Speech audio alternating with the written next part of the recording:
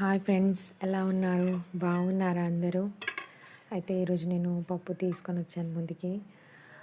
మా పాపకి ఫీవర్ ఉంది. 2 డేస్ నుంచి అసలు తినట్లేదు తను. పప్పు చేస్తే కొద్దిగా తింటుంది అనుకొని నేను పప్పు చేశాను ఈరోజు. అది ఎలా చేసే విధానం చూసుకుందాం రండి. పెసరపప్పు కొద్దిగా తీసుకోండి, ఎర్రపప్పు తీసుకోండి.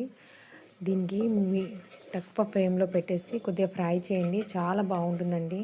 నేను ఎప్పుడు ఇలానే చేస్తాను, బాగుంటుంది. పప్పుని శుభ్రంగా కడుక్కున్నాక సరిపడే నీళ్ళు వేసుకోండి. తర్వాత సరిపడేంత పసుపు, కొద్దిగా మళ్ళీ అల్లం వెల్లిగడ్డల పేస్ట్ వేయండి కొద్దిగా. ఆ తర్వాత మనము టమాటోలు, పచ్చిమిరపకాయలు ఇలాంటివి. మా పాప ఎక్కువ కారం తినదు కాబట్టి నేను కొద్దిగానే పచ్చిమిరపకాయలు వేసాను. మీకు కారం ఎంత సరిపోతుందో అంత వేసుకోండి. కొత్తిమీర, కొద్దిగా కల్యాపాకు ఇలా వేసుకోండి. ఈ కల్యామాకు అనేది నేను వేస్తాను, కొంతమంది స్కిప్ చేసుకుంటారు, కానీ నాకు రుచిగా అనిపిస్తుంది అలా వేసుకుంటే. మీ ఇష్టం, మీరు స్కిప్ చేసుకోవచ్చు. నేను మళ్ళీ ఇలా చింతపండు నానబెట్టుకున్నాను. పెట్టుకొని పప్పు చూడండి అయిపోయింది. నా పప్పు అయిపోయాక దాన్ని బాగా ఇలా చేస్తూ ఉన్నాను. అది మెత్తగా అయిపోయింది. ఇక పప్పు మెత్తగా అయ్యాక చూడండి అన్ని టమాటోస్ అన్నీ మొత్తం క్లీన్ అయిపోయాయి. ఇక ఏం కనబడట్లేదు.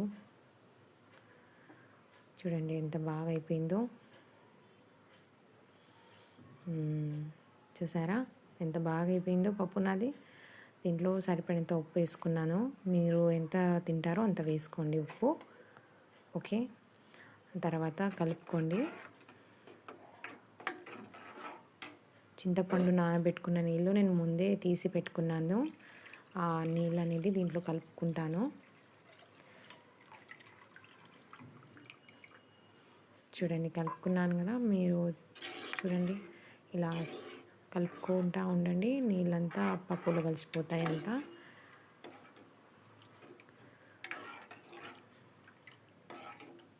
చూడండి ఎంత బాగా కలిసిపోయింది పప్పు. కొద్దిగా కొత్తిమీర వేసుకోండి. ఇక పైనుంచి వేసుకొని స్టవ్ ఆన్ చేసుకోండి. అది కొద్దిగా మరిగే వరకు మనము పప్పు చూసుకుందాం. జీలకర్ర, ఆవాలు,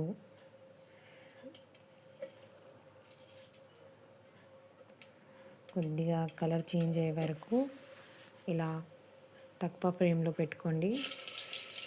ఎల్లిపాయలు నేను కొద్దిగా వేస్తాను, టేస్ట్ బాగుంటుంది ఎల్లిపాయలు వేస్తే ఎప్పుడైనా. కొద్దిగా ఎల్లిపాయలు కలర్ చేంజ్ అయింది అంటే నేను కల్యామాకు వేసాను. కల్యాపాకు చూడండి కొద్దిగా కలర్ చేంజ్ అయినాక ఎండిన మిరపకాయలు వేసుకోండి. చూడండి ఎండిన మిరపకాయలు ఎంత బాగుంది. చూడండి తాలింపు కూడా రుచికరంగా కనిపిస్తుంది కదా, తినాలనిపిస్తుంది నాకైతే త్వరగా. ఎంత బాగా వచ్చింది చూసారా. తాలింపు ఎంత బాగా వేసుకుంటే మనకు పప్పు అంత బాగుంటుంది.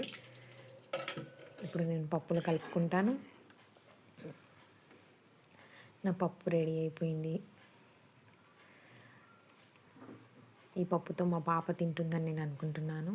ప్లీజ్ లైక్ చేయండి అండ్ సబ్స్క్రైబ్ చేయండి, షేర్ చేయండి.